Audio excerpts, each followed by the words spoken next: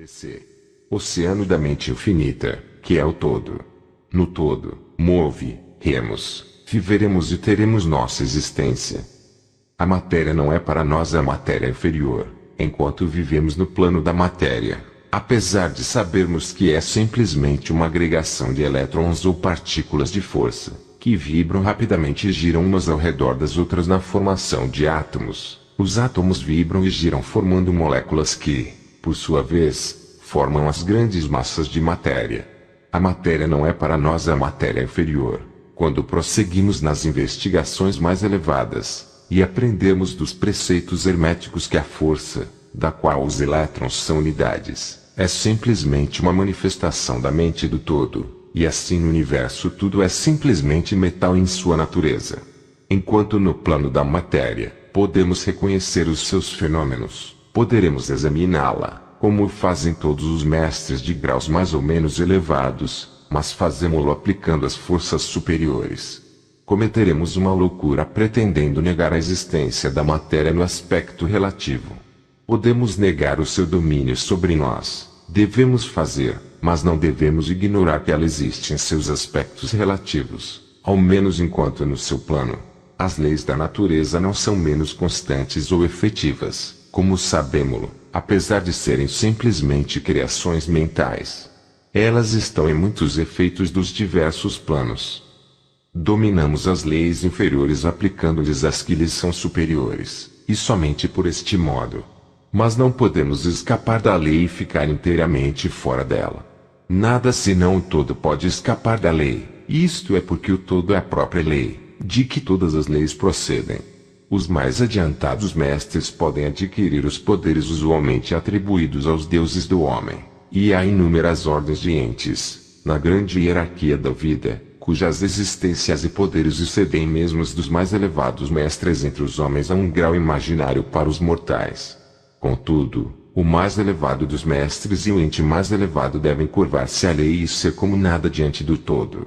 De modo que se mesmo estes entes, cujos poderes excedem o atribuídos pelos homens aos seus deuses, estão subordinados à lei, imaginai qual não será a presunção do homem mortal da nossa raça e do nosso grau, quando ousa considerar as leis da natureza como irreais, visionárias e ilusórias, porque chegou a compreender a verdade que as leis são de natureza mental e simples criações mentais do todo. Estas leis, que o todo destinou para governar as leis, não podem ser desafiadas nem arguidas. Enquanto durar o universo, elas durarão, porque o universo só existe pela virtude destas leis, que formam o seu vigamento e que ao mesmo tempo mantém o princípio hermético de mentalismo, explicando a verdadeira natureza do universo por meio do princípio que tudo é mental, não muda as concepções científicas do universo, da vida ou da evolução. Com efeito, a ciência simplesmente corrobora os ensinamentos herméticos. Estes últimos ensinam que a natureza do universo é mental, ao passo que a ciência moderna disse que ele é material, ou, ultimamente, que ele é energia, em última análise. Os preceitos herméticos não caem no erro de combater os princípios básicos de Herbert Spencer que afirmam a existência de energia infinita e eterna da qual todas as coisas procedem. Com efeito, os hermetistas reconhecem na filosofia de Spencer a mais elevada exposição das operações das leis naturais que foram promulgadas até agora, e eles creem que Spencer foi uma reencarnação de um antigo filósofo que viveu no Egito, milhares de anos antes e que por último se tinha encarnado como Heráclito, filósofo grego que viveu em 500 a.C. E eles consideram esta ideia da energia infinita e eterna como partindo diretamente da linha dos preceitos herméticos, sempre com o acréscimo da sua própria doutrina que esta energia, de Spencer, é a energia da mente do todo. Com a chave mestra da filosofia hermética, o estudante poderá abrir várias portas das mais elevadas concepções filosóficas do grande filósofo inglês, cuja obra manifesta os resultados da preparação das suas encarnações precedentes. A sua doutrina a respeito da evolução e do ritmo está na mais perfeita concordância com os preceitos herméticos sobre o princípio do ritmo. Assim, o estudante do hermetismo não deve desprezar quaisquer destes pontos de vista científicos a respeito do universo. Todos devem ser interrogados para se concluir e compreender o princípio oculto que o todo é mente. O universo é mental e criado na mente do todo.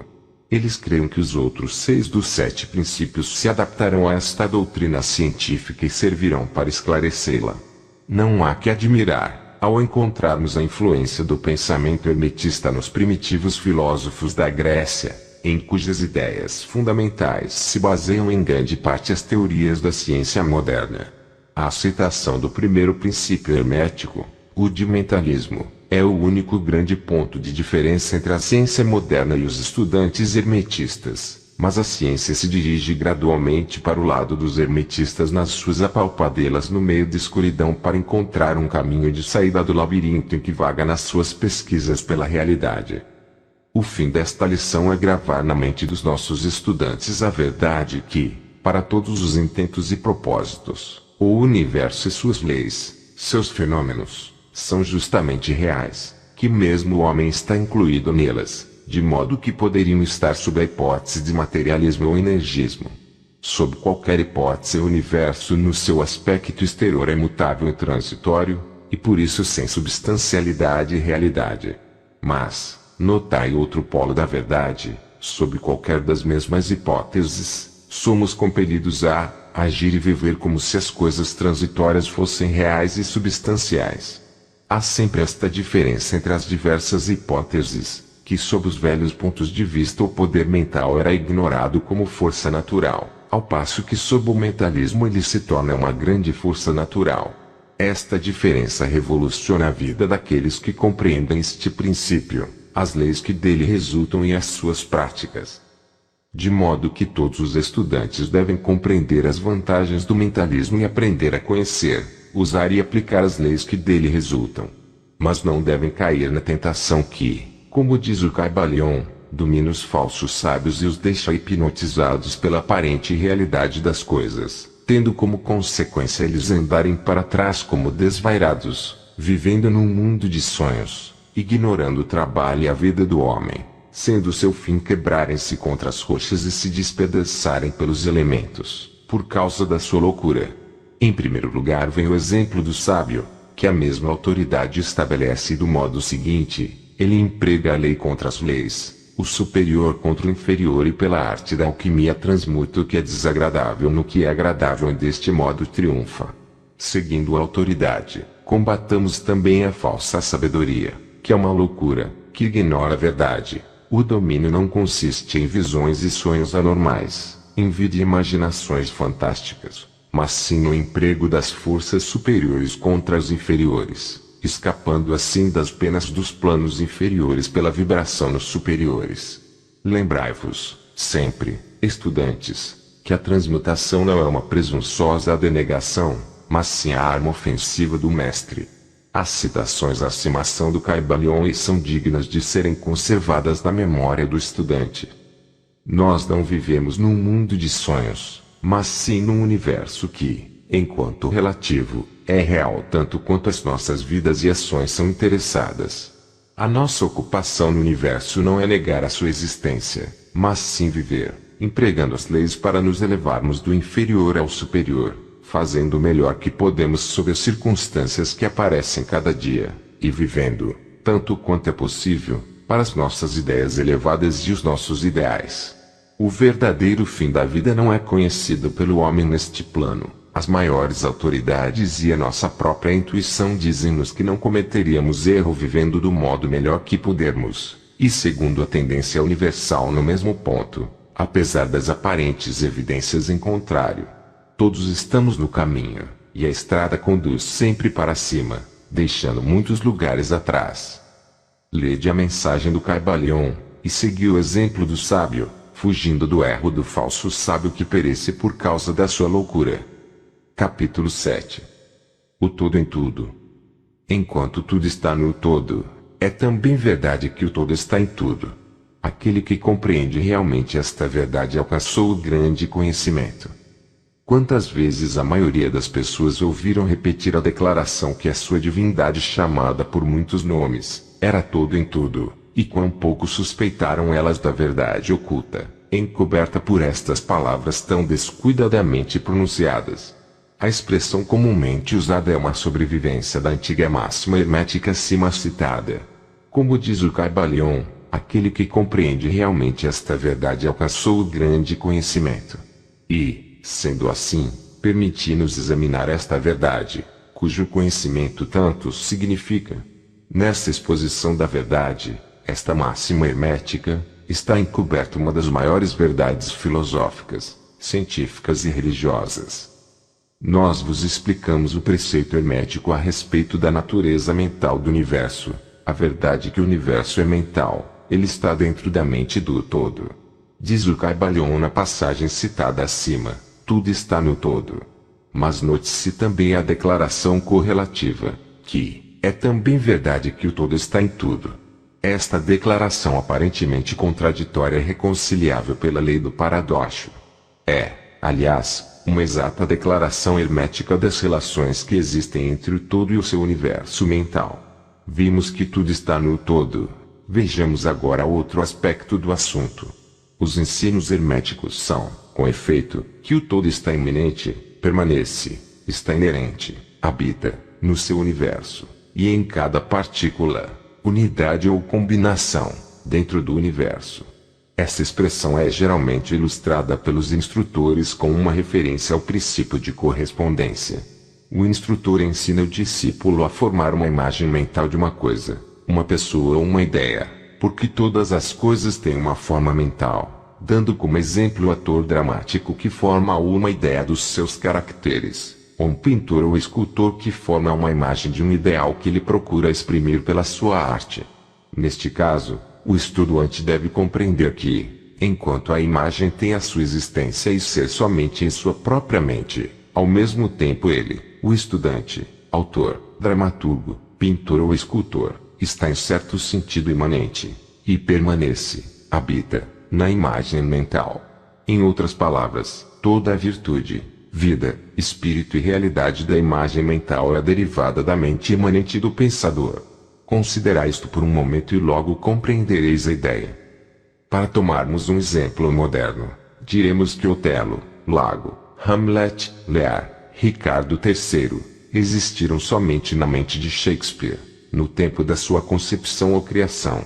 E ainda, Shakespeare também existiu em cada um destes caracteres, dando-lhes a sua vitalidade, espírito e ação.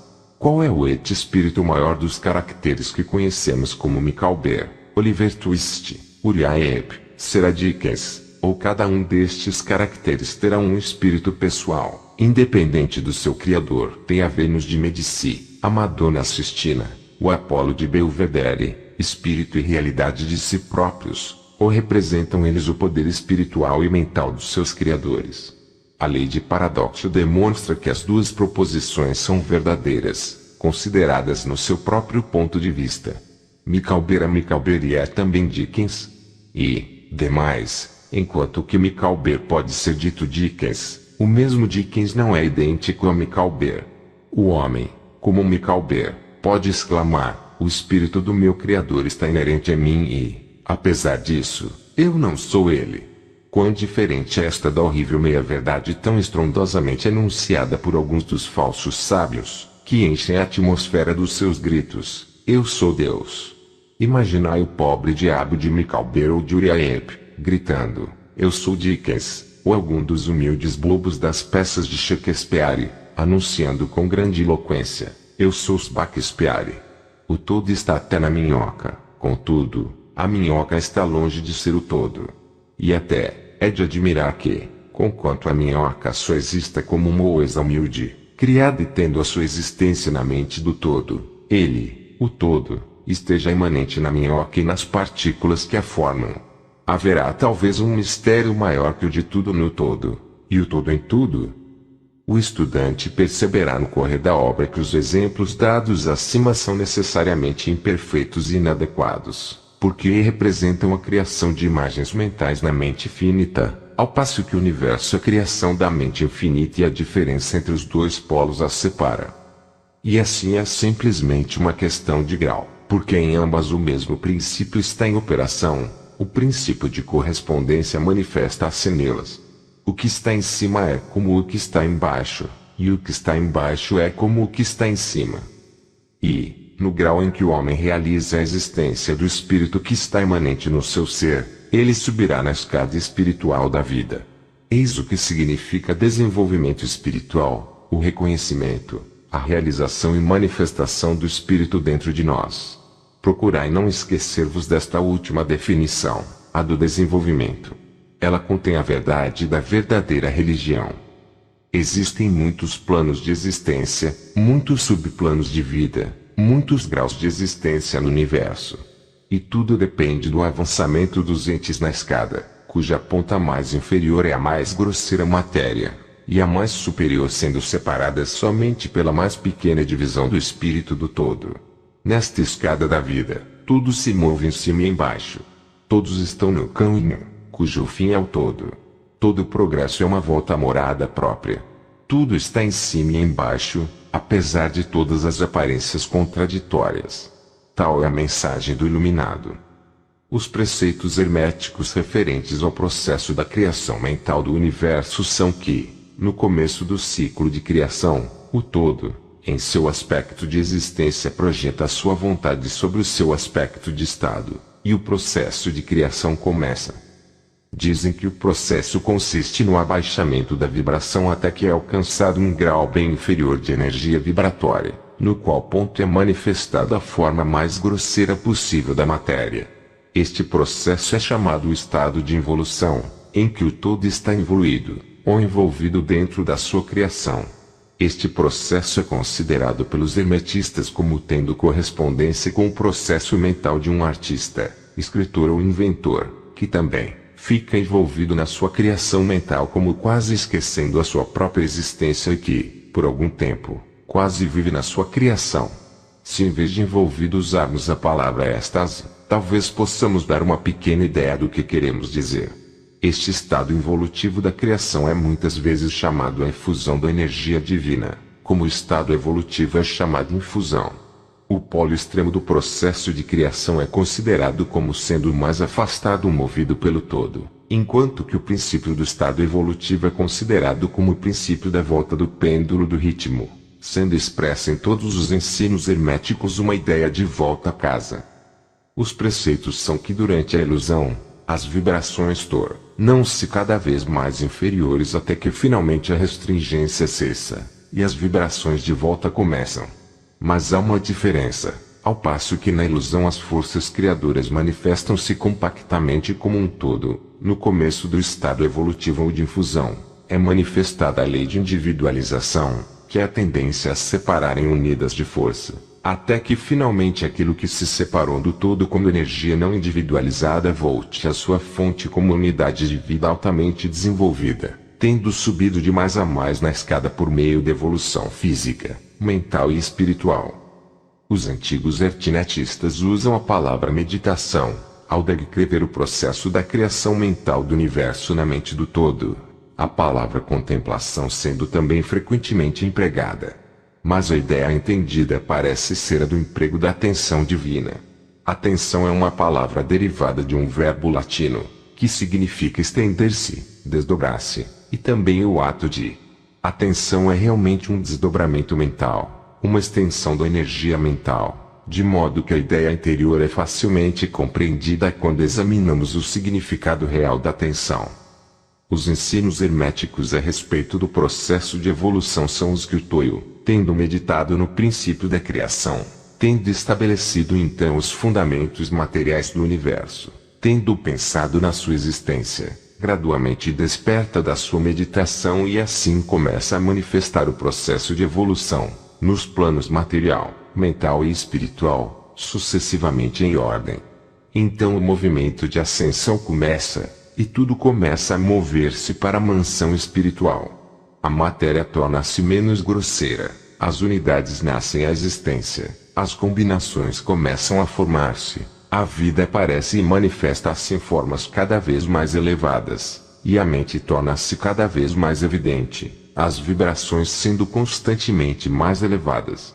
Em resumo, o processo total de evolução, em todas as suas fases, começa e procede de acordo com as leis estabelecidas do processo de infusão. Todas ocupam eons e eons do tempo do homem, cada eon contendo muitos milhões de anos. Porém, como nos diz o Iluminado, a criação inteira, incluindo a involução e a evolução de um universo, é para o todo simplesmente como um piscar de olhos. No fim dos inúmeros ciclos de eons de tempo, o todo retira sua atenção, sua contemplação e meditação do universo, porque a grande obra está acabada e tudo está retirado no todo de que provém.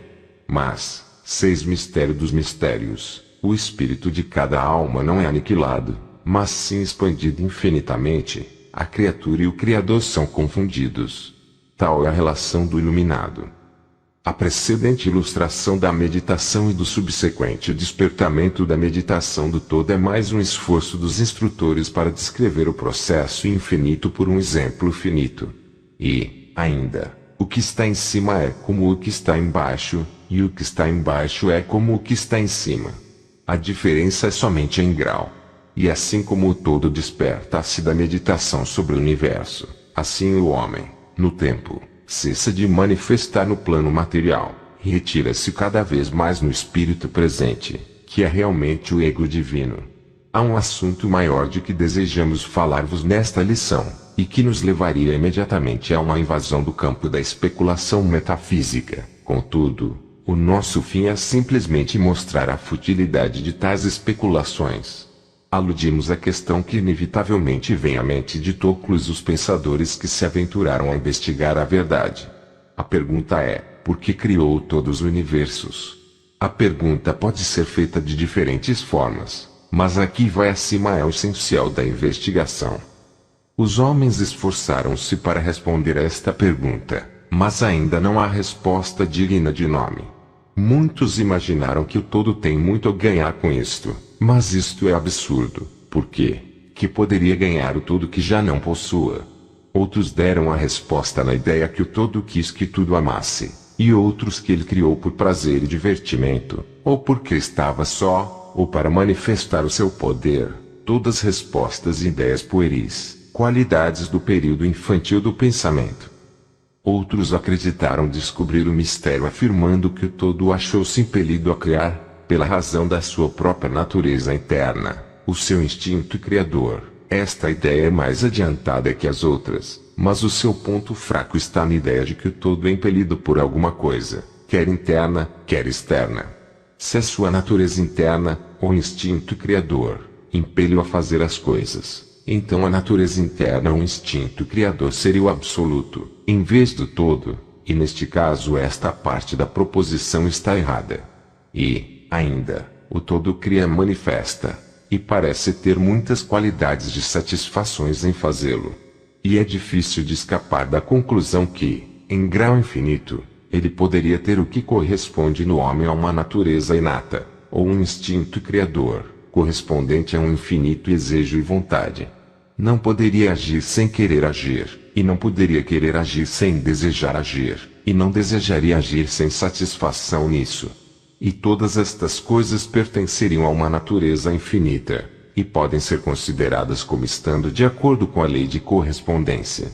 Mas, ainda, preferimos considerar o todo como agindo inteiramente livre de toda a influência, tanto interna como externa. Isto é o problema que se apoia na raiz da dificuldade, e a dificuldade que se apoia na raiz do problema.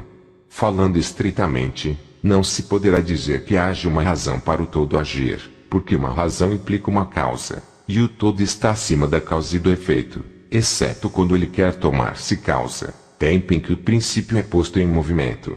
Assim, dizeis, o assunto é incompreensível, justamente como o todo é incognoscível.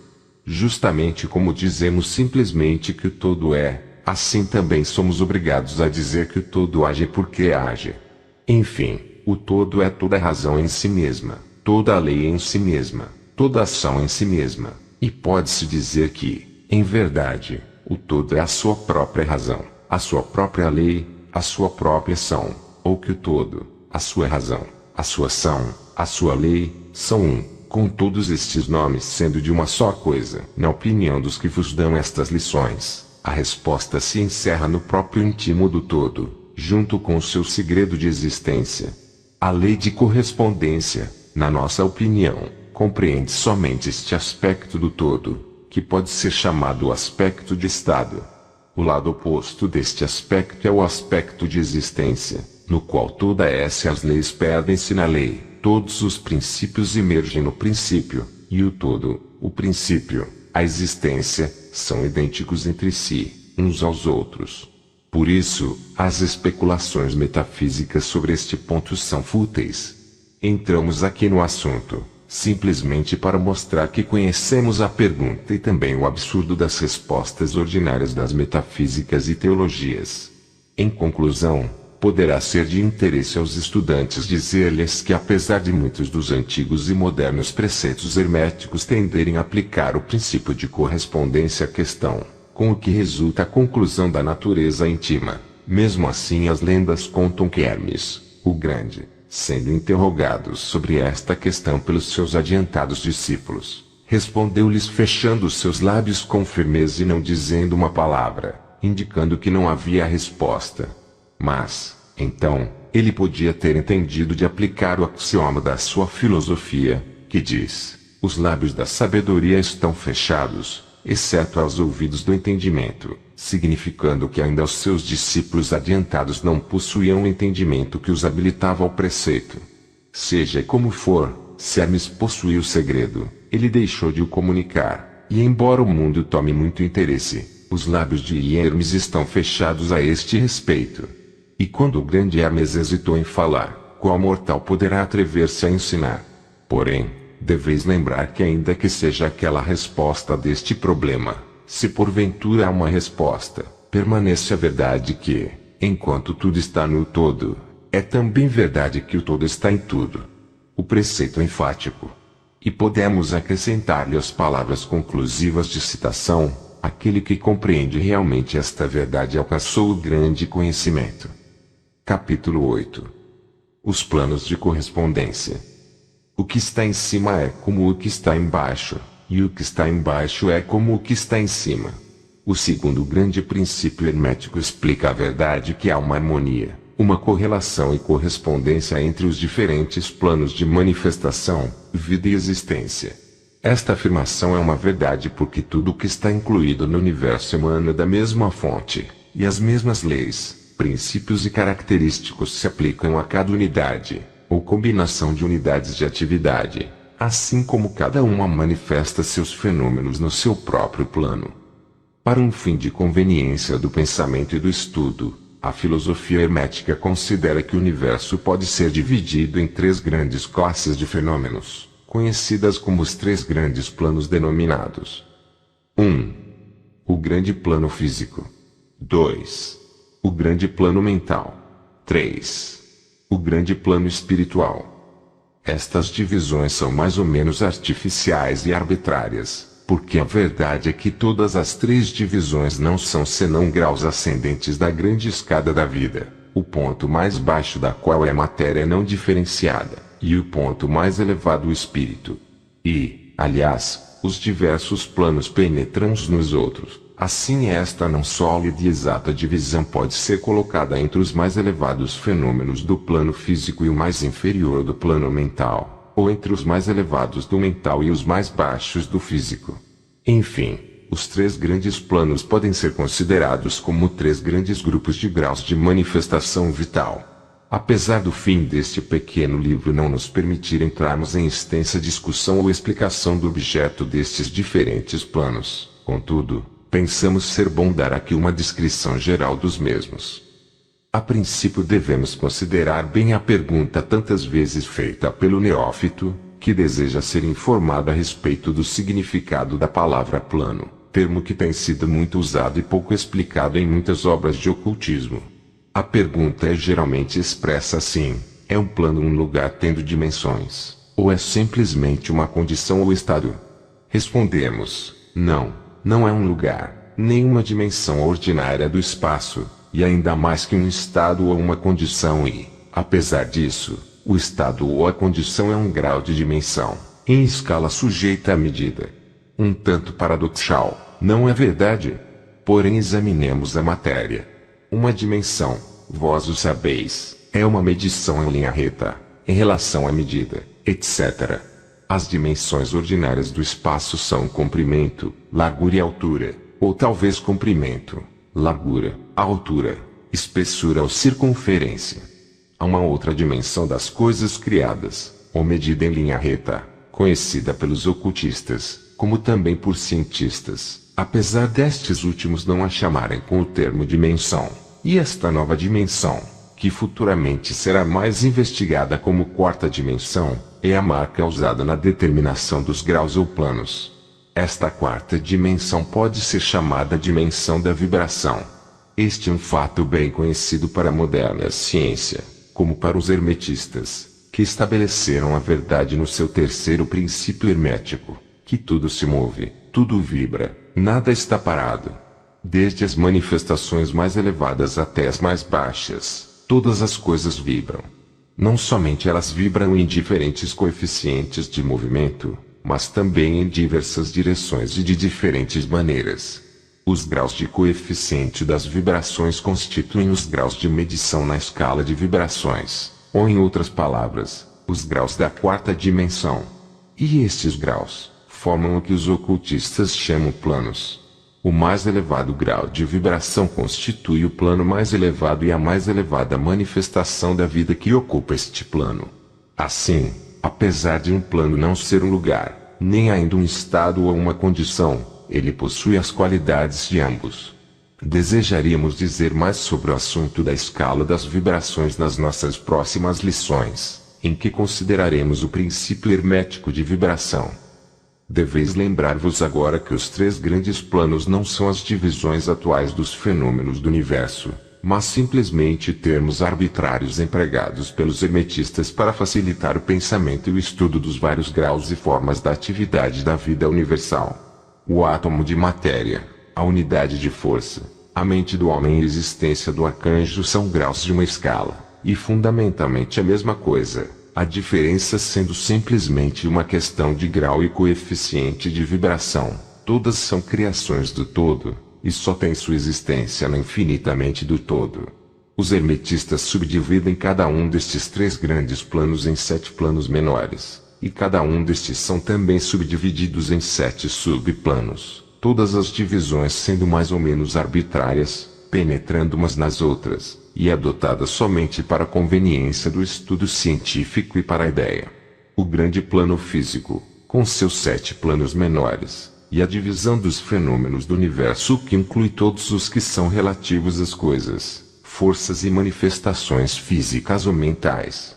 Inclui todas as formas do que chamamos matéria e todas as formas do que chamamos energia ou força.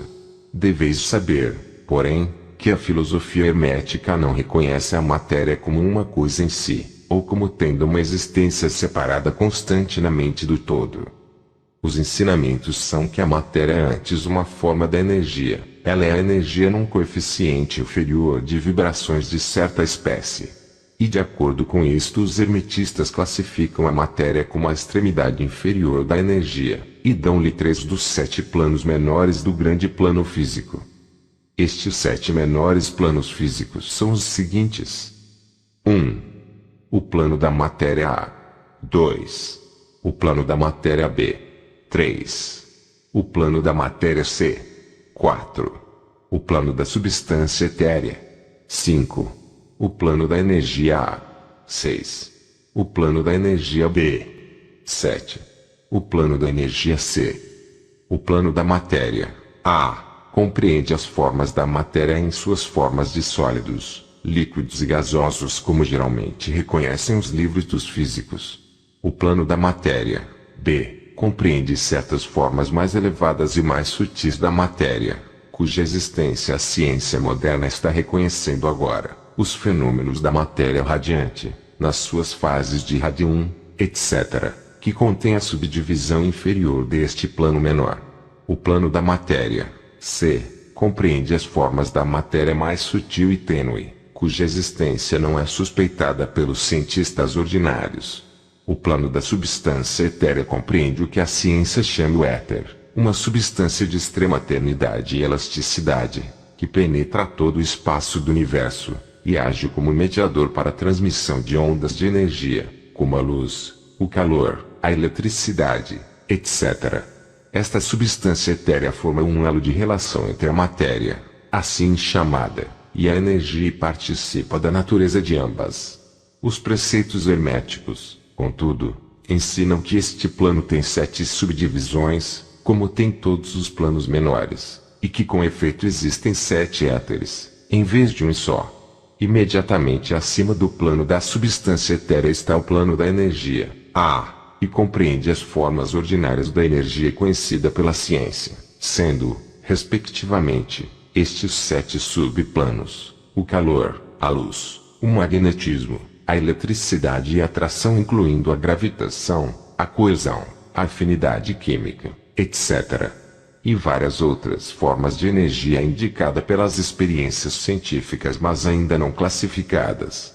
O plano da energia, B, compreende 7 subplanos de formas elevadas da energia ainda não descoberta pela ciência, mas que têm sido apelidadas as forças mais sutis da natureza e que são consideradas em ação nas manifestações de certas formas de fenômenos mentais e pelas quais tais fenômenos são possíveis.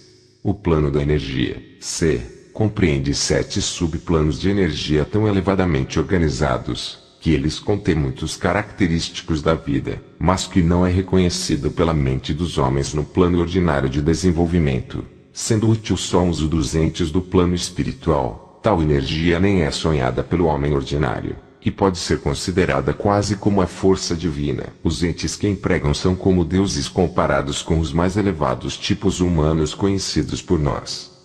O grande plano mental compreende as formas de pensamentos viventes conhecidas por nós da vida ordinária, bem como certas outras formas só bem conhecidas dos ocultistas. A classificação dos 7 menores planos mentais é mais ou menos satisfatória e arbitrária, se não for acompanhada por esmeradas explicações que estão fora do fim desta obra particular, contudo vamos mencioná-los. Eles são os seguintes. 1. O plano da mente mineral. 2. O plano da mente elemental. A. 3. O plano da mente vegetal. 4. O plano da mente elemental. B. 5. O plano da mente animal. 6. O plano da mente elemental. C. 7. O plano da mente hominal. O plano da mente mineral compreende os estados ou as condições das unidades, entidades, ou grupos e combinações das mesmas, que animam as formas conhecidas por nós como minerais, químicas, etc. Estas entidades não podem ser confundidas com as moléculas, os átomos e os corpúsculos, que são simplesmente os corpos ou as formas materiais destas entidades, assim como o corpo de um homem é a sua forma material e não ele mesmo. Estas entidades podem ser chamadas espíritos em certo sentido, e seres viventes de um grau inferior de desenvolvimento, vida e mente, exatamente um pouco maior que as unidades da energia vivente que compreendem as mais elevadas subdivisões do mais elevado plano físico. A mente média não quer geralmente atribuir a possessão da mente, espírito ou vida ao reino mineral, mas todos os ocultistas reconhecem a existência dela e a ciência moderna move-se rapidamente para o ponto de vista do hermetismo, a respeito deste assunto.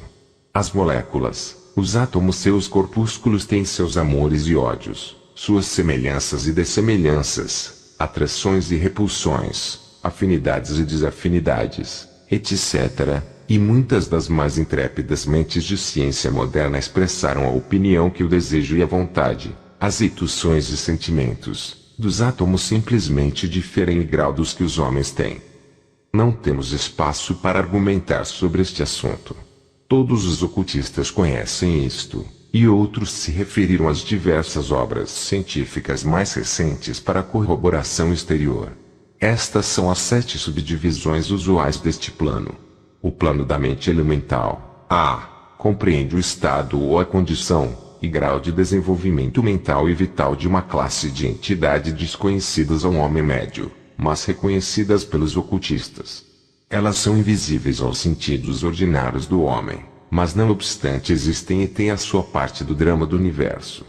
O seu grau de inteligência está entre o das entidades minerais e químicas, de um lado, e das entidades do reino vegetal do outro. Também neste plano há 7 subdivisões.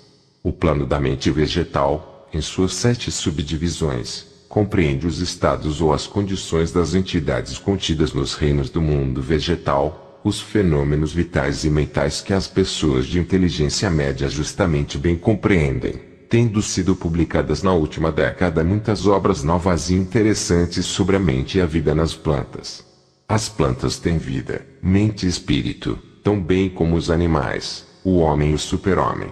O plano da mente elemental, B, nas suas 7 subdivisões, compreende os estados e as condições de uma forma mais elevada das entidades elementais ou invisíveis, tendo a sua parte na obra geral do universo, cuja mente e vida forma uma parte da I, cada entre o plano da mente vegetal e o plano da mente animal, as entidades participando da natureza de ambos. O plano da mente animal, nas suas 7 subdivisões, compreende os estados e as condições de entidades, entes ou espíritos que animam as formas animais da vida, familiares a nós todos. Não é necessário entrar em detalhes a respeito deste reino ou plano de vida, porque o mundo animal nos é tão familiar como o nosso próprio. O plano da mente elemental, C, nas suas 7 subdivisões, compreende as entidades ou entes invisíveis, como são todas as formas elementais, que participam da natureza da vida animal e da humana em certo grau e certas combinações. As formas mais elevadas são meio humanas em inteligência. O plano da mente humana, nas suas 7 subdivisões, compreende as manifestações da vida e da mentalidade que são comuns ao homem, nos seus vários graus de divisões. Nesta relação sabemos que o homem médio atual ocupa a 4ª subdivisão do plano da mente humana, e somente o mais inteligente cruzou as fronteiras da 5ª subdivisão. A raça gastou milhões de anos para alcançar esta posição, e serão necessários muitos mais anos para que ela passe a 6ª e a 7ª subdivisões e vá além delas. Mas, lembrai-vos que existiram raças antes de nós que passaram por esses degraus e nos planos mais elevados.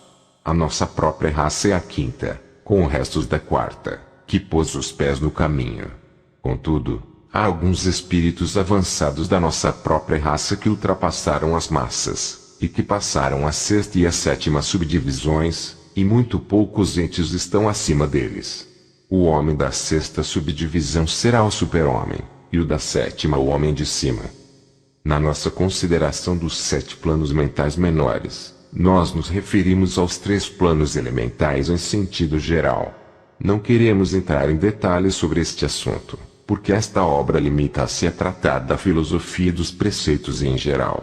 Mas podemos dizer-vos mais, com o fim de dar-vos uma pequena ideia mais clara das relações destes planos aos mais familiares deles. Os planos elementais têm a mesma relação com os planos da mentalidade e da vida mineral, vegetal, animal e hominal, como as claves pretas do piano têm para com as claves brancas.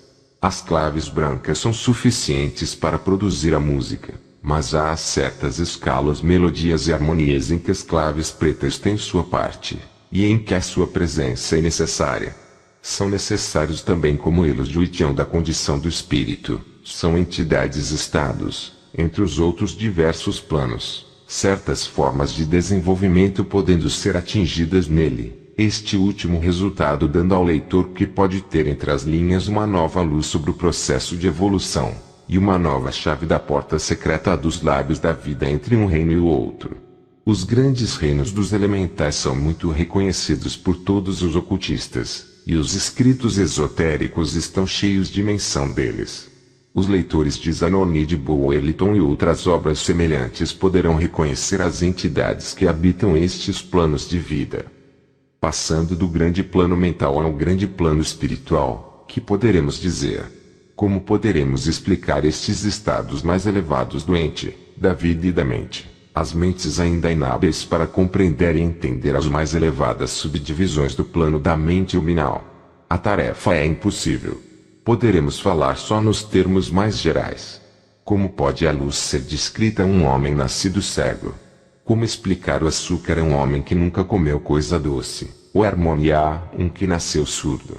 Tudo o que podemos dizer é que os 7 planos menores do grande plano espiritual, cada plano menor tendo suas 7 subdivisões, compreende os entes que possuem a vida, a mente e a forma acima da do homem atual como a deste último é acima do verme terrestre. do mineral ou ainda de certas formas da energia ou matéria. A vida destes entes é tão transcendental para nós, que ainda não podemos pensar nos detalhes dos mesmos. As suas mentes são tão transcendentes que para eles nos parecemos pensar um pouquinho, e os nossos processos mentais lhes parecem simplesmente como um processo material. A matéria de que as suas formas são compostas são dos planos mais elevados da matéria. Contudo, muitos disseram que eles estão presos na pura energia. Que se poderá dizer de tais entes? Nos 7 planos menores do grande plano espiritual existem entes que poderemos chamar anjos, arcanjos, semideuses. No plano menor mais baixo vivem estas grandes almas que chamamos mestres e adeptos. Acima deles fica a grande hierarquia das hostes angélicas, inconcebíveis ao homem, e acima destas ficam os que podem ser chamados sem irreverência os deuses. Tão elevados na escada da existência estão eles, pois que a sua existência, inteligência e poder são semelhantes aos atribuídos pelas raças de homens às suas concepções da divindade. Estes entes estão ainda além dos mais elevados voos da imaginação humana, e o epíteto divino é o único que lhes é aplicável. Muitos destes entes, como também as hostes angélicas, tomam muito interesse nos negócios do universo e têm uma parte importante neles. Estas invisíveis divindades e anjos protetores estendem a sua influência livre-osamente no processo da evolução e do progresso cósmico. A sua ocasional intervenção e assistência nos negócios humanos criou as muitas lendas, crenças, religiões e tradições da raça passada e presente. Eles muitas vezes impuseram ao mundo seus conhecimentos e poderes conforme a lei do todo. Mas, ainda mesmo os mais elevados destes entes adiantados, existem simplesmente como criações da mente do todo, e são sujeitos aos processos cósmicos e às leis universais. Eles são ainda mortais.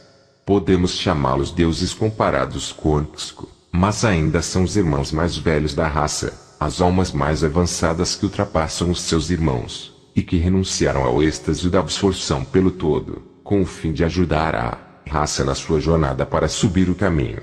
Mas eles pertencem ao universo e estão sujeitos às suas condições, são mortais, e o seu plano está abaixo do plano do espírito absoluto.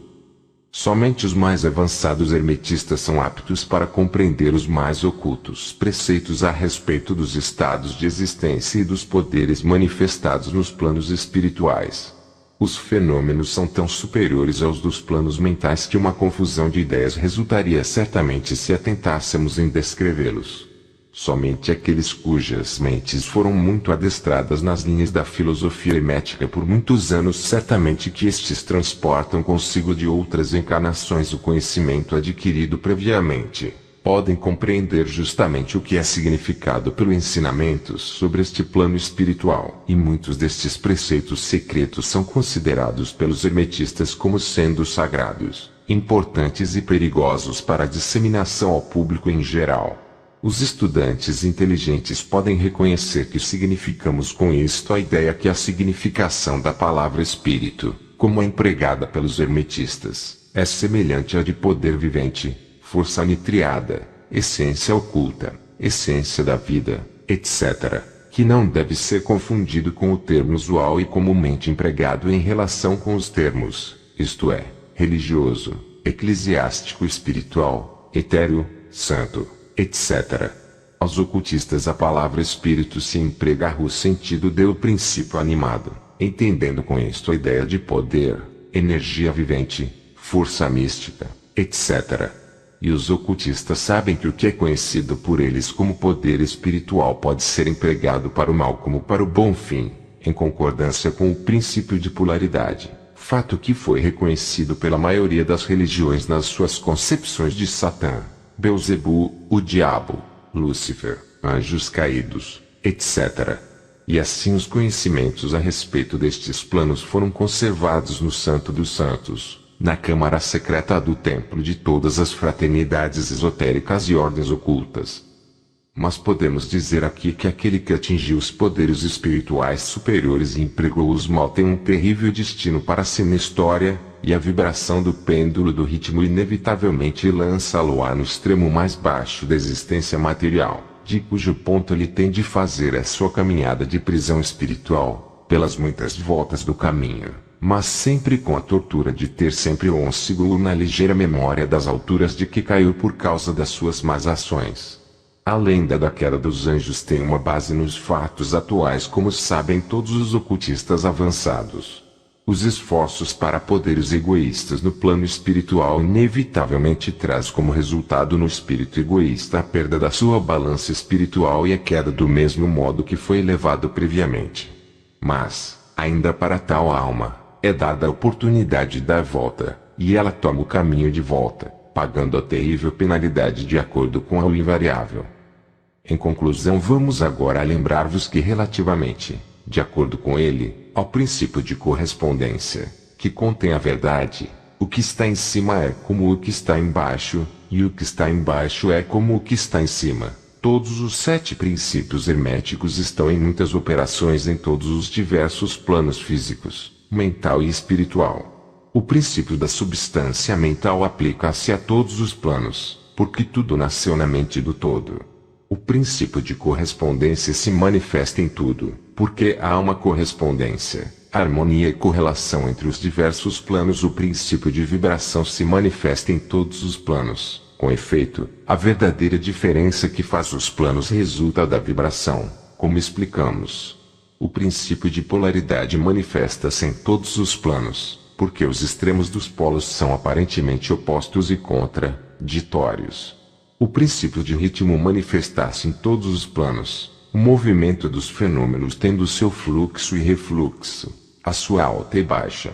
O princípio de causa e efeito se manifesta em todos os planos, cada efeito tendo a sua causa e cada causa tendo seu efeito.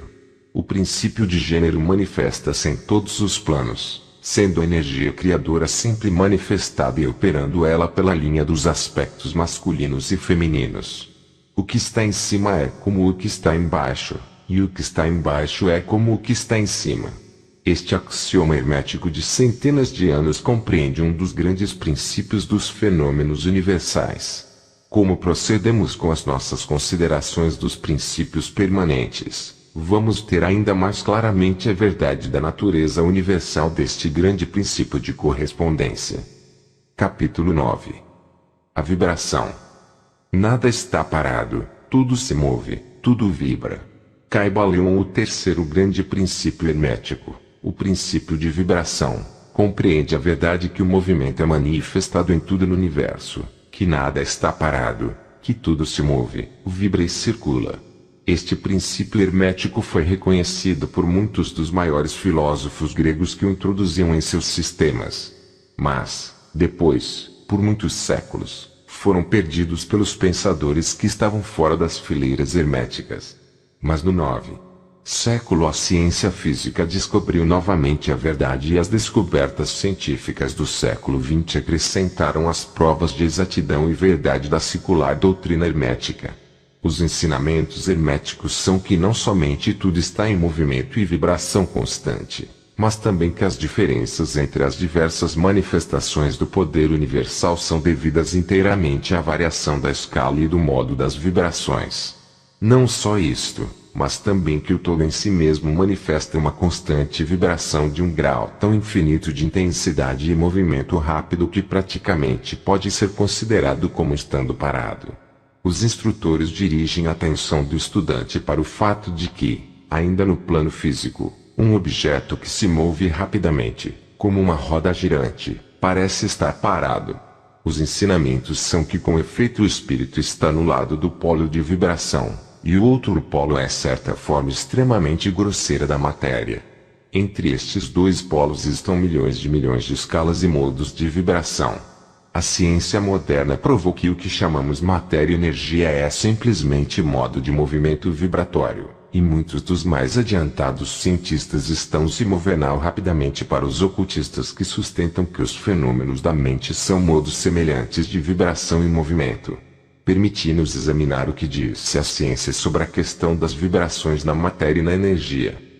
Em último lugar, a ciência ensina que toda a matéria manifesta, em alguns graus, as vibrações procedentes da temperatura ou calor. seja um objeto quente ou frio, ambos sendo simplesmente graus da mesma coisa, ele manifesta certas vibrações quentes, e neste sentido está em movimento e vibração. Logo todas as partículas da matéria estão em movimento circular, desde os corpúsculos até os sóis. Os planetas giram ao redor dos sóis, e muitos deles giram sobre seus eixos. Os sóis movem-se ao redor dos grandes pontos centrais, e crê que estes se movem ao redor de maiores, e assim por diante, até o infinito. As moléculas de que as espécies particulares da matéria são compostas se acham num estado de constante vibração e movimento umas ao redor das outras. As moléculas são compostas de átomos, que, semelhantemente, se acham em estado de constante movimento e vibração. Os átomos são compostos de corpúsculos, muitas vezes chamados elétrons, íons, etc., que também estão em estado de movimento rápido, girando um ao redor do outro, e que manifestam um estado e um modo verdadeiramente rápido de vibração. E vemos assim que todas as formas da matéria manifestam a vibração, de acordo com o princípio hermético de vibração. E assim é com as diversas formas da energia. A ciência ensina que a luz, o calor, o magnetismo e a eletricidade são simplesmente formas de movimento vibratório provavelmente emanadas do éter. A ciência até agora não procurou explicar a natureza dos fenômenos conhecidos como coesão, que é o princípio da atração molecular, nem a afinidade química, que é o princípio da atração atômica, nem a gravitação, o maior mistério destes três, que é o princípio da atração pela qual uma partícula ou massa de matéria é atraída por outra partícula. Estas três formas da energia não são ainda compreendidas pela ciência. Contudo, os escritores inclinaram-se para a opinião que estas três são manifestações da mesma forma de energia vibratória, fato que os hermetistas descobriram e disseram nos tempos passados. O éter universal, que é postulado pela ciência sem que a sua natureza seja compreendida claramente, é considerado pelos hermetistas como sendo uma manifestação elevada daquilo que é erroneamente chamado matéria, isto é, a matéria em grau elevado de vibração, é chamada por eles a substância etérea. Os hermetistas ensinam que esta substância etérea é de extrema tenuidade e elasticidade, e penetra o espaço universal, servindo como meio de transmissão das ondas da energia vibratória, como o calor, a luz, a eletricidade, o magnetismo, etc.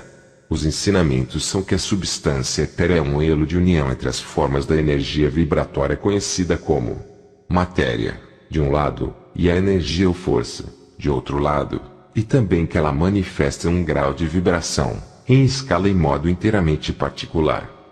Os cientistas ofereceram exemplo de uma roda, peão ou para mostrar os efeitos da cilindro movendo-se rapidamente a escalas aumentativas da vibração. O exemplo supõe uma roda, peão ou cilindro, girando numa pequena escala de ligeireza. Suponhamos que o objeto se move lentamente. Ele pode ser visto facilmente, mas nenhum som do seu movimento penetra no ouvido. A ligeireza é aumentada gradualmente. Em poucos momentos o seu movimento torna-se tão rápido que um surdo ruído ou uma nota baixa pode ser ouvida. Então, como a escala é aumentada, a nota sobe mais na escala musical. O movimento sendo ainda mais aumentado, a última nota superior é melhor ouvida. Aí, uma depois da outra, todas as notas da escala musical aparecem, subindo cada vez mais conforme é aumentado o movimento. Finalmente, quando o movimento passou uma certa escala, a nota final perceptível aos ouvidos humanos é alcançada. Um som agudo soa morrendo ao longe, e segue-se o silêncio. Nenhum som do objeto girante é ouvido, o grau de movimento sendo tão elevado que o ouvido humano não pode registrar as vibrações. Então começa a percepção dos graus ascendentes do calor e depois de algum tempo o olho percebe um vislumbre do objeto que se torna uma escuridão de cor avermelhada. Como um grau aumenta, o vermelho fica mais claro.